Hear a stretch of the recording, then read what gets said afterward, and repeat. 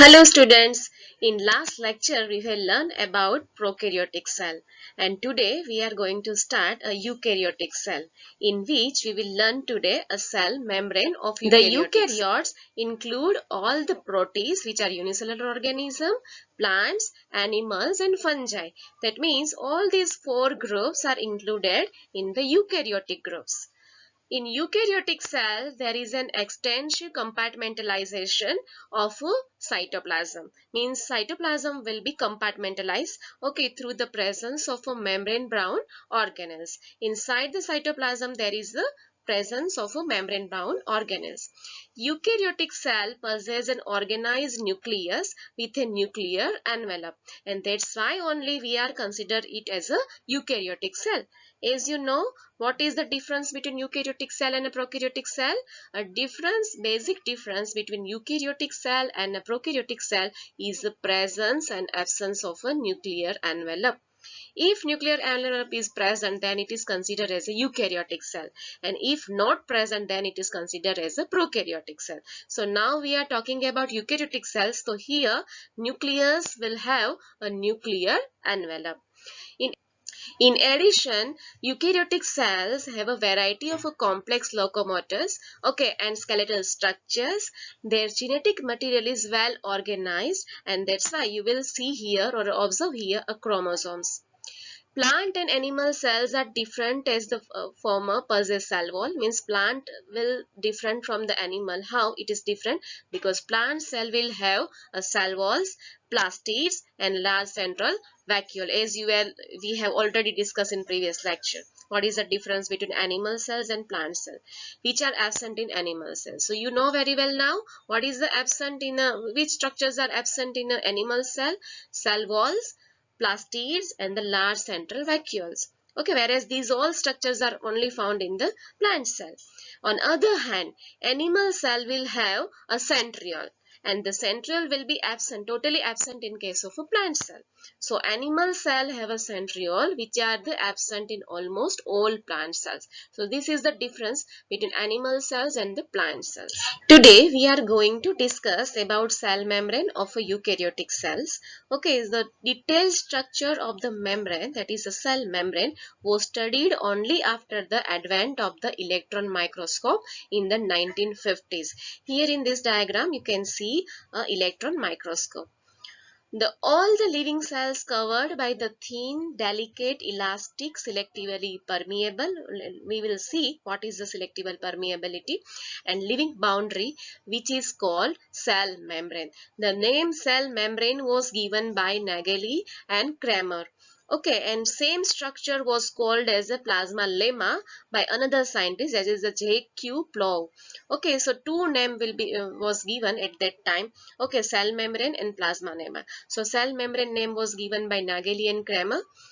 And plasma lemma name is given by J.Q. Plough, or a biomembrane or a plasma membrane. So many other names are also there. So we can say cell membrane also, plasma lemma, biomembrane or a plasma membrane. These all are the synonyms of the cell membrane. Especially in human red blood cell, that is RBCs, enabled the scientists to study possible structure of a plasma membrane. First cell which is studied for the cell membrane was a RBC.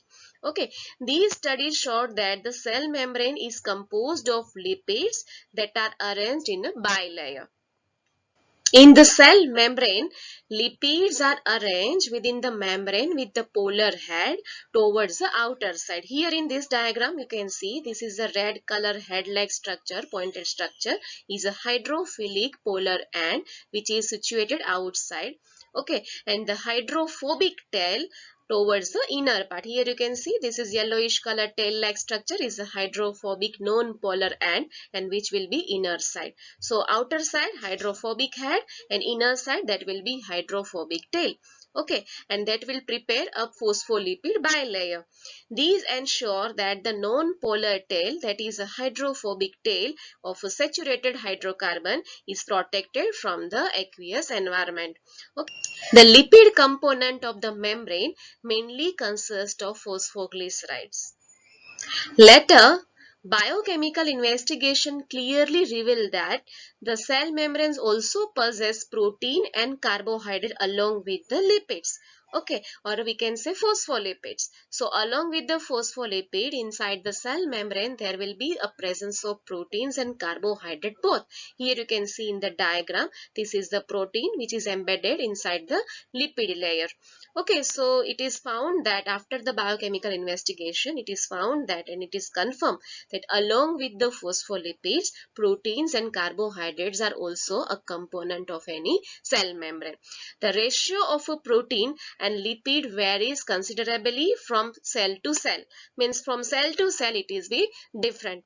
In human being, the membrane of a erythrocyte, that is a RBC, has approximately 52% of a protein.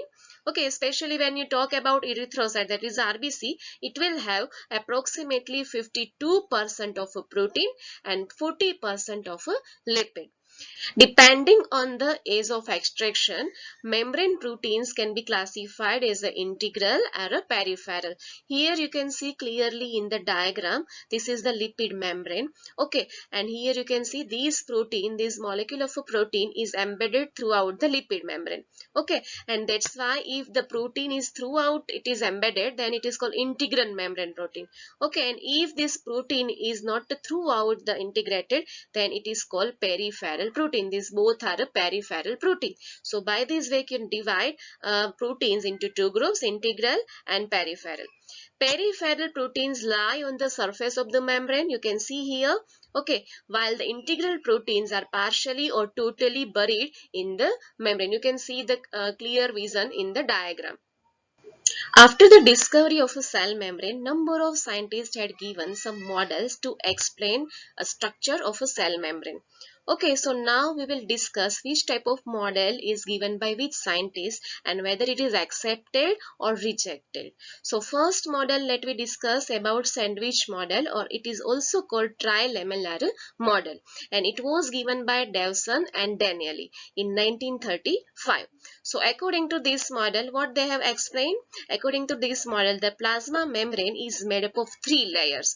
Okay, in which bimolecular layer of a lipid, okay, is sandwiched between two single layer of a protein. Means two layers of a protein was there, and in between a lipid layer was there, and that's why it is written a lipid layer is a sandwich in between the protein layers, and that's why it is considered as a sandwich model. According to this model, each protein layer is a 20 angstrom thick, and bilayer of phospholipid is a 35 angstrom thick, and thus the total thickness of the layer is a 75 angstrom. And the phospholipid molecule called amphipathic molecule. What is an amphipathic molecule? That means it have a hydrophilic and hydrophobic as well as the structure. Means due to presence of two type of parts, it having a hydrophilic head and hydrophobic tail, and that's why such a layer is considered as an amphipathic molecule. The hydrophilic head of the phospholipid bind with the protein layer by hydrogen and ionic bonds. According to their model, hydrophobic tail of a phospholipid are attached to each other by van der Waals bond. Okay, or van der Waals forces, and this is according to sandwich or a trilaminar model, which was given by Davison and Danieli in 1930. Now let me summarize by using this diagram. What is a sandwich model? A sandwich model which is given by Davison and Danieli. Okay, according to that, what is there? This is the protein layer. Okay, here also one protein layer that will be create a hydrophilic zone. Okay, and in between there will be hydrophobic zone, and this is the lipid layer which is sandwiched in between protein layers. Okay, so it is the sandwich model. That's why it is called sandwich model of Davison and Daniel. Next model is a unit membrane model, and it was given by Robertson in 1959. According to this model, all the cellular and organellar membranes are structurally and functionally similar. Okay, and only difference in between that are only a chemicals and size. Both above model, whether we are talking about sandwich model or unit membrane model, both were rejected. because they fail to explain the elasticity related principles and selective permeability related plasmarema. Okay, that means they cannot explain elasticity as well as selective permeability membrane related function of a plasma lemma. The detailed structure of the membrane was studied only after the advent of the electron microscope in 1950s. Okay, and meanwhile chemical studies on the cell membrane, especially in human red blood cells, okay, enable the scientists to deduce or study the possible structure of a plasma membrane. After the rejection of a sandwich model and unit membrane model, one new approved model was represented or proposed by Singer and Nicholson in 1972, and that was widely accepted as a fluid mosaic model. So let me try to understand what is a fluid mosaic model. This is the latest and most widely accepted model for the structure of a plasma lemma or a cell membrane.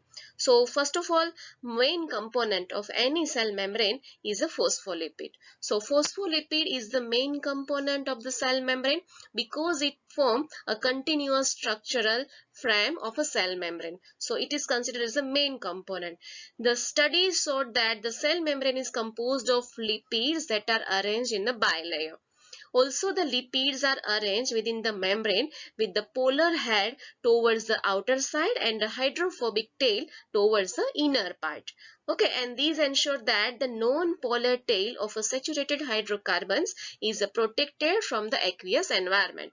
The lipid component of the membrane mainly consists of phosphoglyceride according to this model.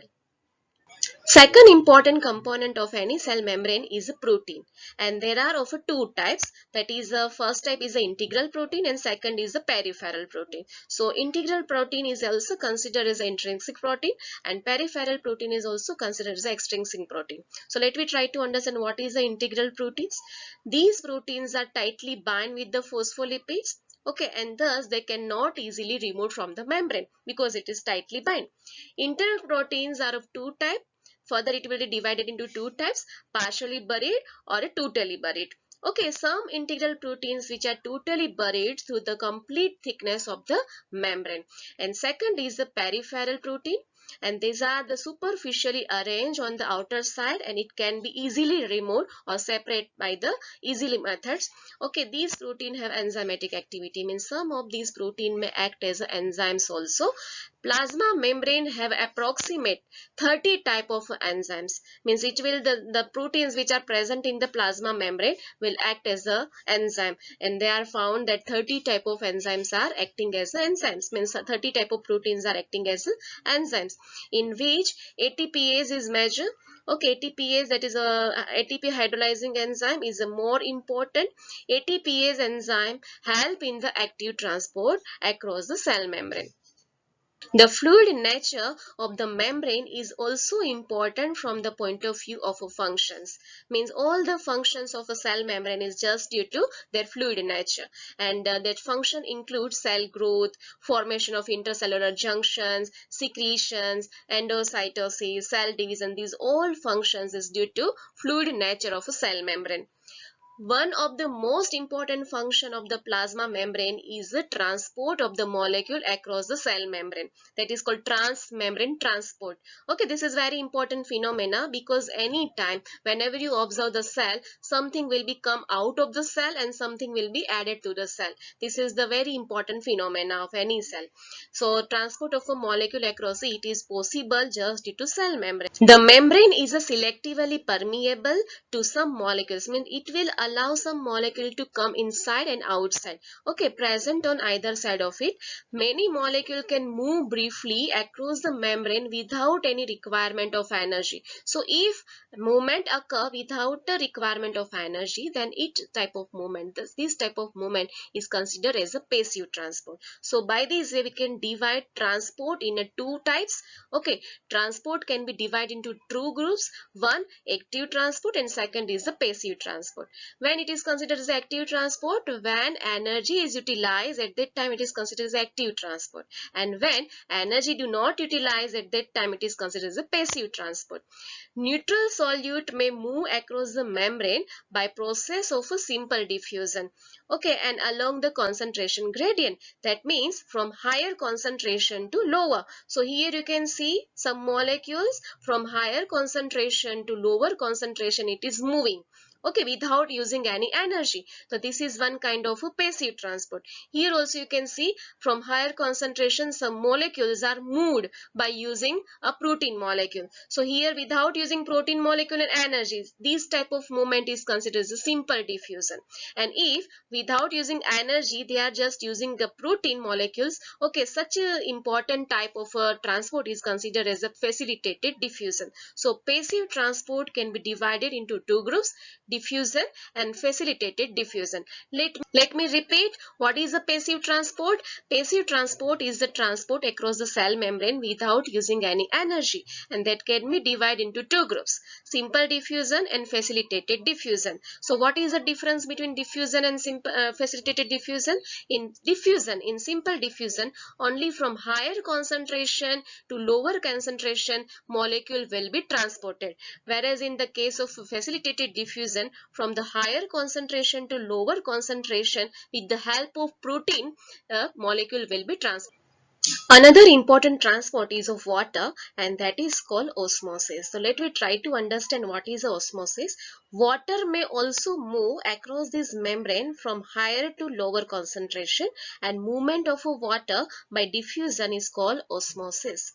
Okay, so you know very well any solution is made up of solute molecule and solvent molecule. And if you are talking about solute molecule to transport across the membrane, it is called diffusion. Okay, from higher concentration to lower concentration.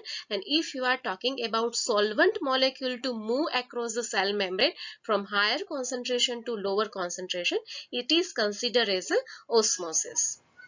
Now let me try to understand the concept diffusion and osmosis by using this diagram. So diffusion and osmosis, how we can define diffusion and osmosis, and how we can differentiate between diffusion and osmosis. All of you know any solution is made up of solute and solvent, right? So if you are explaining a movement of a solute from higher concentration to lower concentration, so such a movement is considered as a diffusion. Means if you are applying the movement of a solute from higher concentration to lower concentration, it is considered as a diffusion. And if you are explaining the movement of a solvent molecule from higher concentration to lower concentration, that is considered as a osmosis. So this is the definition of a diffusion, that movement of a solute molecule from an area of a higher concentration to an area to a lower concentration, that is considered as a simple diffusion. And if you want to define osmosis, then you just replace this word solute to the solvent. Okay, means let me repeat, what is osmosis? Osmosis is a movement of a solvent. You just have to replace this word with the solvent.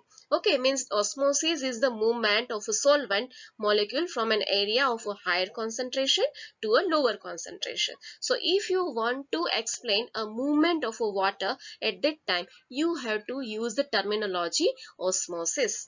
Few ions or molecules are transported across the membrane against their concentration gradient. That means from lower concentration to higher concentration. It is very common to transport from higher concentration to lower concentration, but here what happened? It is against the concentration gradient. That means from lower concentration to higher concentration. So here you can see a low concentration molecule will transported towards the higher concentration, and that's why it is against the gradient, and that's why here ATP as the energy will be utilized. So this is the definition, that the if transportation occur with the help of energy utilization, that is considered as a active transport. So these here you can see, this is the molecule, you can see here lower concentration, from lower concentration it is transported towards the higher concentration with the help of ATP. So this is called called active transport.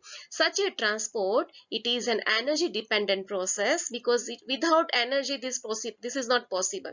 Okay, in which ATP is utilized and it is called active transport. Such an example of active transport is a sodium potassium pump. So now let me summarize by using this diagram. Here you can see this molecule is transported across the membrane without using any energy and protein. So this is called simple diffusion. Okay, and this molecule is transported across the membrane without using energy but with the help of a protein, then it is called passive transport. And this passive transport can be divided into two groups, a channel mediated diffusion and carrier mediated diffusion. These both are a passive transport because here also ATP is not utilized or energy is not utilized. Okay, and if ATP is utilized during the transportation from low concentration to high concentration and ATP utilization occur, such a transportation is considered as an active transport. Facilitated transport or a protein mediated transport can be divided further into three groups. Here you can see that is a uniport, symport and antiport. Okay, so let me differentiate in between these three. So uniport is the transport of a facilitated transport in which one molecule will be transported across the membrane by using protein. Okay, so if only one molecule is transported across the membrane, that is considered as a uniport, and if two molecules together parallelly transported across the membrane in the same direction, then it is considered as a symport.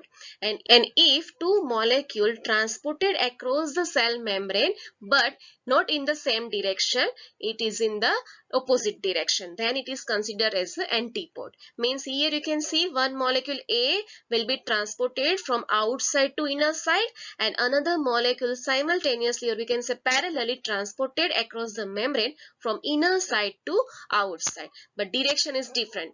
Okay, if direction is different, then it is considered as antiport. If direction is same, it is considered symport. And if only one individual molecule is transported, it is considered as a uniport. This is the difference between uniport, symport and antiport. Now let me summarize all type by using this tree. Here you can see transmembrane transport can be divided into two groups, passive transport and active transport. Okay, so what are the passive transport? Passive transport are the transport in which energy utilization not occur. So it is considered as a passive transport and it is always from higher concentration to lower concentration. This is the definition of passive transport. And what is the active transport? Active transport is the transport in which energy is utilized, okay, and it will be always from lower concentration to higher concentration. This is main difference between active transport and passive transport. Passive transport can be further divided into two groups, simple diffusion and facilitated diffusion. If without using protein diffusion is occur, then it is considered simple diffusion, and if protein is utilized during the transportation, then it is considered as a facilitated diffusion. And that can be further divided into two groups, channel proteins and passive carrier proteins. Okay, and further facilitated diffusion can be divided into uniport, symport and antiport also. And active transport, during active transport there are no types of this. Okay, only definition is that during the transportation energy will be utilized from the low concentration to high concentration. This transport will be so this is your homework for today's lecture, and just write down your homework in your notebook and submit it. And before we finish this lecture, let me summarize all topics by using one animation video. So look at this video. The cell, the basic unit of life in all organisms, has several organelles embedded in its cytoplasm. These organelles are surrounded by a thin membrane called the plasma membrane, which not only separates the extracellular environment from the cytoplasm, but also gives shape to the cell. Before the advent of the electron microscope, scientists conducted chemical studies on the cell membrane and deduced that it is composed of lipids that mainly consist of phosphoglycerides. These lipids are arranged in a bilayer with the polar hydrophilic head of both layers pointing outward towards the aqueous environment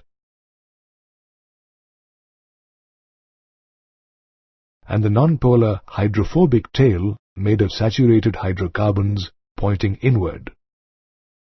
Such an arrangement not only protects the tail from the aqueous environment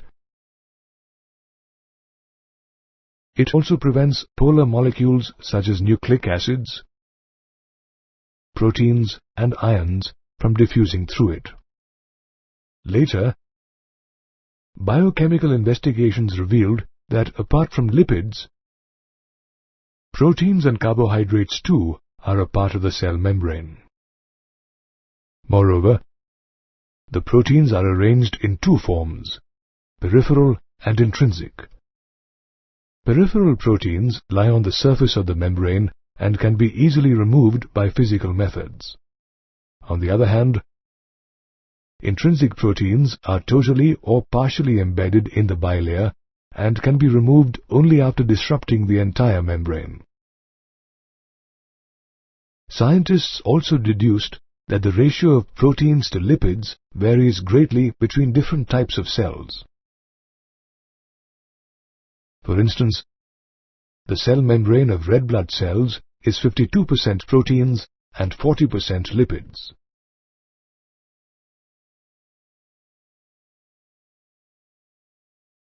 The advent of the electron microscope helped scientists better understand the structure of the cell membrane, and finally in 1972, Singer and Nicholson put forth the fluid mosaic model, which was widely accepted by the scientific community.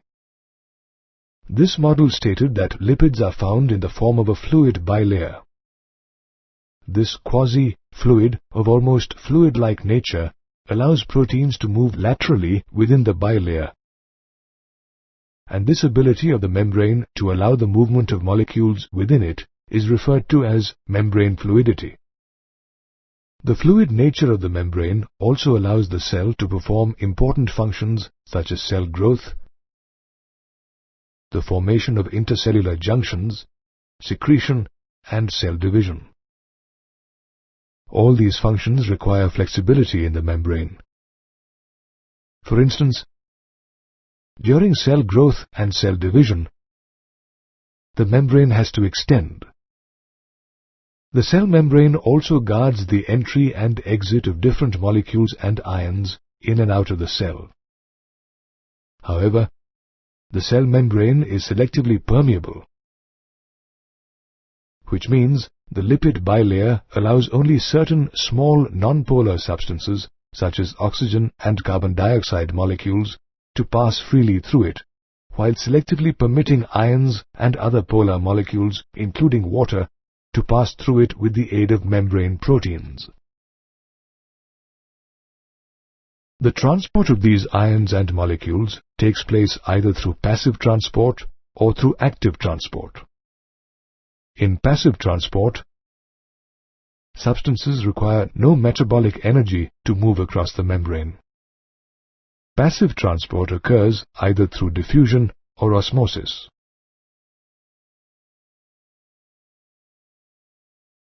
In a cell membrane, we observe simple diffusion and facilitated diffusion.